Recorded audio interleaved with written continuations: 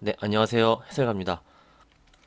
오늘은 이 주도주 군들 있죠. 주도주 군들에 대해서 말씀을 드리는 시간을 좀 갖도록 하겠습니다. 댓글에 질문이 굉장히 많으셨어요. 그래서 영상으로 한꺼번에 말씀을 드리는 게 좋을 것 같고, 이제 설명을 함께 드릴 수 있으니까 어떻게 생각을 하고 있는지 말씀을 드리도록 하겠습니다. 먼저 이제 금요일 새벽이죠. 이 미국장이 끝났죠. 이제 만기일이 끝났습니다. 근데 또 밑에 꼬리가 달렸어요. 이렇게 밑에 꼬리가 달리고 변동성이 굉장했는데 이렇게 내려왔다가 이렇게 올라왔죠. 그래서 월요일이 굉장히 중요합니다.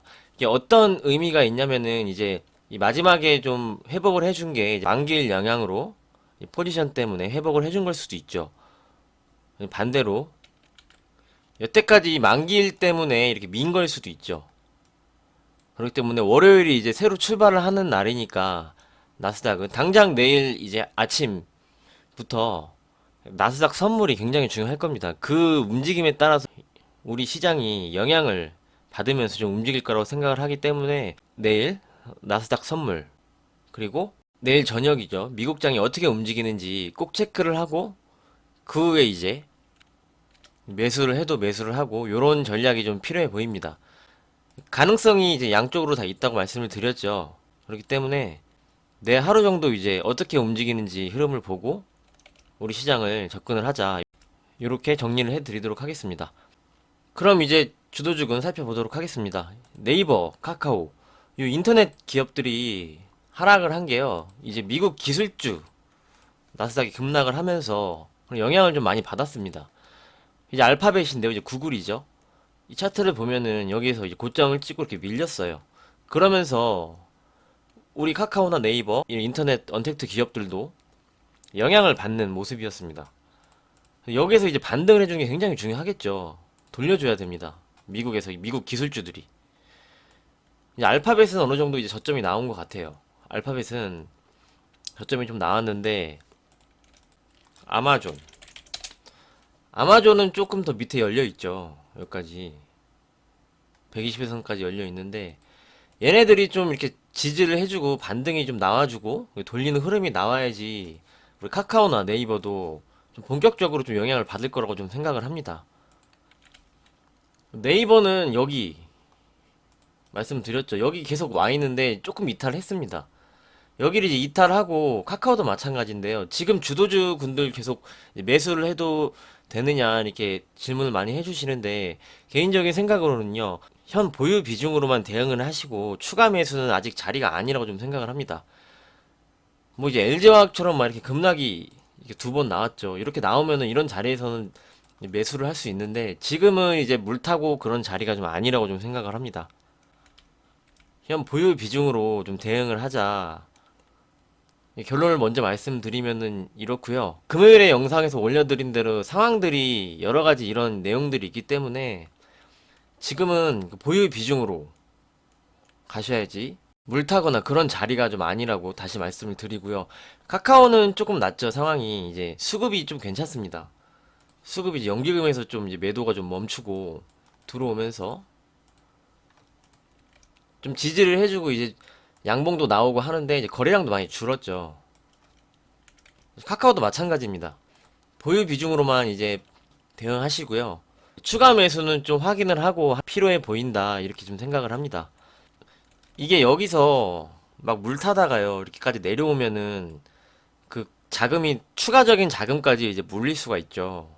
그렇기 때문에 그거를 좀 방지하는 차원에서 확인을 하자 이렇게 말씀을 드리는 내용이고요.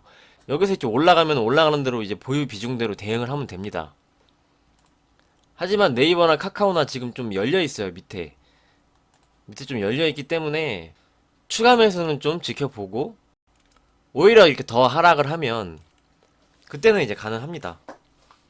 그때는 가능하고 뭐 그런 자리가 오면은 매일 이제 주도주도 체크를 해 드리니까 그런 자리가 오면은 이제 영상이나 커뮤니티 통해서 말씀을 드리도록 하겠습니다. 현 보유 비중으로만 이제 인터넷 쪽 카카오 네이버는 대응을 하는 게 이제 좋아 보인다 이렇게 말씀드릴게요. 자, 참고 부탁드립니다. 그럼 LG화학 보겠습니다. 언급은 드렸었는데 개인적인 생각으로는 LG화학이 어느 정도 올라오면은 매도하는 관점입니다. 일단은 LG화학은요, 주구장창 가져갈 수는 없어요, 이제. 12월에 분할을 하기로 했고, 내년에 이제 상장이 되면, 말씀드린 대로 이제 지분가치 평가액을 우리나라에서 많이 쳐주지 않거든요.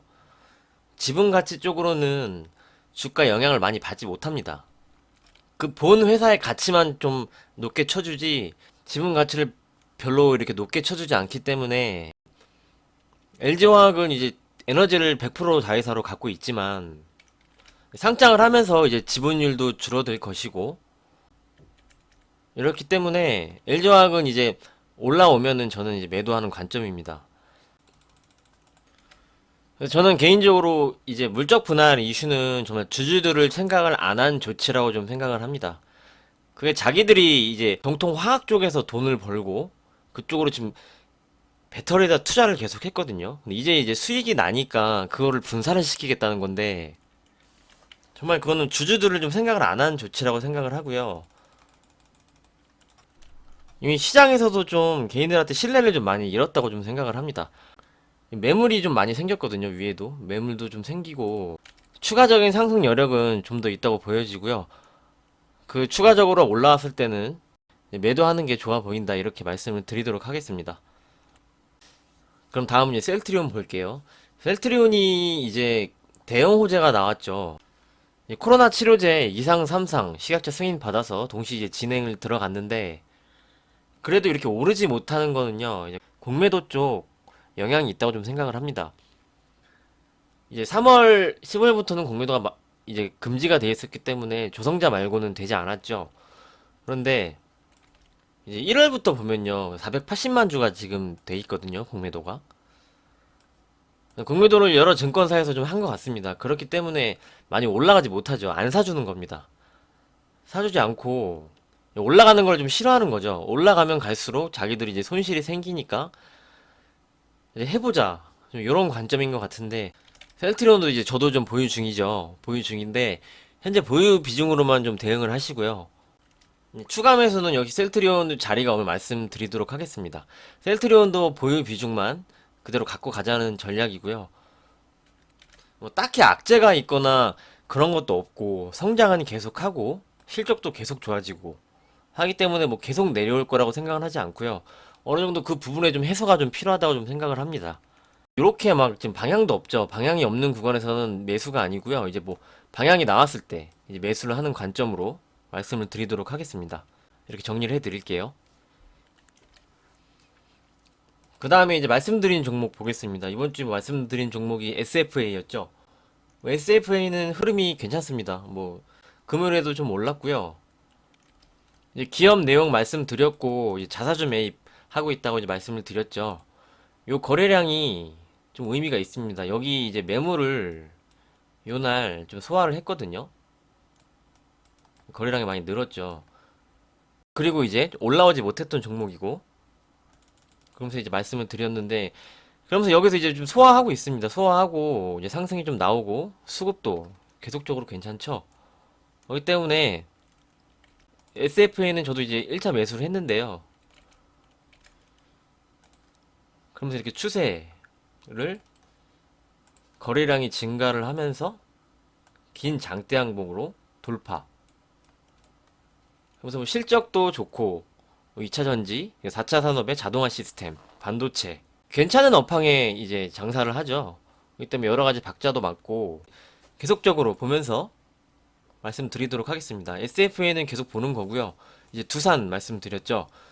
두산은 여기에서 요 구간에 이제 여기 안에서 이제 매수 관점을 말씀을 드렸는데 정부에서 좀 탈원전도 하고 정말 좀 많이 어려웠죠. 많이 어려웠는데 이제 풍력, 수소 쪽 이제 지원을 해주기로 했고 그러면서 이제 유상증자, 기업 매각 하면서 정상화 되는 기업입니다. 아직 다 된 건 아닌데요. 이제 정상화가 되면은 이제 두산 그룹주, 지주죠. 지주회사죠. 두산 쪽이 영향을 받을 수가 있고 그러면 이제 수급이 계속 기관이 들어오죠. 연기금 이렇게 들어와 있고 이 장대항봉이 나온 날 기관에서 이 장대항봉이 나온 날이거든요. 기관에서 이렇게 매수를 해서 지금 계속 끌고 가죠. 수급 쪽으로 계속 끌고 가고 있습니다. 요 날이거든요. 그래서 요 안에서 이제 분할 매수 가능하다 말씀을 드렸고, 그럼 좀 안전하죠? 뭐 오른 것도 없고 안전하게 갈 수 있는 종목 말씀을 드린 내용이고, 그러면서 안전하게 갈 수 있는 종목이 한국전력 같이 두산과, 한국전력은 이제 저유가 기조가 계속되면서 계속 적자였다가 흑자로 올해 돌아서는 기업이라고 말씀을 드렸습니다. 재무제표를 이제 보여드렸죠. 2년 동안 적자, 그러면서 계속적인 주가 하락. 근데 올해 이제 턴어라운드 되는 기업이기 때문에, 근데 한국전력은 뭐 이제 기간 산업이고 뭐 움직임이 뭐 바로바로 이제 급등주처럼 나오는 종목이 아니죠. 그래서 이제 천천히 안전하게 갈 수 있는 종목 말씀을 드렸습니다. 한국전력은 좀 안전하게 길게 간다고 보시면 되고요. 1, 2주 이런 스윙 관점으로 보는 쪽은 이제 두산이나 SFA 이쪽으로 보고 있고요. 잘 참고 부탁드립니다. 그 밖에 이제 포스코도 좀 앞으로는 관심을 가져야 되는데요. 이제 포스코입니다. 이 환율이 하락을 하잖아요, 지금. 환율이 하락을 하고 있는데, 이러면은 환율 하락 수혜주를 좀 봐야 됩니다. 환율 하락 수혜주가 이제 원자재를 수입을 해서, 가공을 해서 판매하는 쪽. 이제 철강 회사가 좀 그렇죠. 철강성으로 수입을 하니까. 철강성 가격이 고점을 찍고 좀 내려오는 중이고, 환율이 하락 기조로 가고 있기 때문에, 원자재를 수입을 해서 판매를 하는 회사, 이제 좀 관심을 가져야 되고요. 그럼 포스코 쪽을 말씀을 드립니다. 환율 하락 수혜주가 또 여행주, 뭐 내수주 이렇게 있죠. 근데 여행주는 아직 안 되죠. 코로나 때문에 다른 쪽은 좀 괜찮아져도 여행은 아직도 이제 해외로 많이 나가는 추세가 아니기 때문에 환율 하락 수혜주여도 이제 여행주는 좀 배제를 하고요. 이런 원자재 수입 쪽, 포스코도 관심을 갖고 보자 이런 말씀을 드리도록 하겠습니다. 뭐 오른 게 없죠. 포스코도 오른 게 없고요. 수급도 나쁘지 않습니다. 전혀 뭐 오른 것도 없죠. 포스코도 좀 관심을 이제 가져야 되는 시점이 왔다 이렇게 말씀을 드리도록 하겠습니다. 잘 참고 부탁드립니다. 수혜주 쪽도 이제 관심을 좀 가져야 되는 시점이고요. 환율이 뭐 급락을 하고 좀 계속 하락을 하고 있으니까. 그리고 이제 내일부터는 나스닥 선물, 나스닥 움직임 중요하게 체크를 하고 그에 맞춰서 좀 시장이 움직일 거라고 좀 생각을 합니다. 앞서 말씀드린 내용이죠. 중요하게 보면서 계속 체크를 하고 말씀드리도록 하겠습니다. 오늘은 여기까지 하도록 하겠습니다. 오늘도 수고 많으셨습니다. 감사합니다.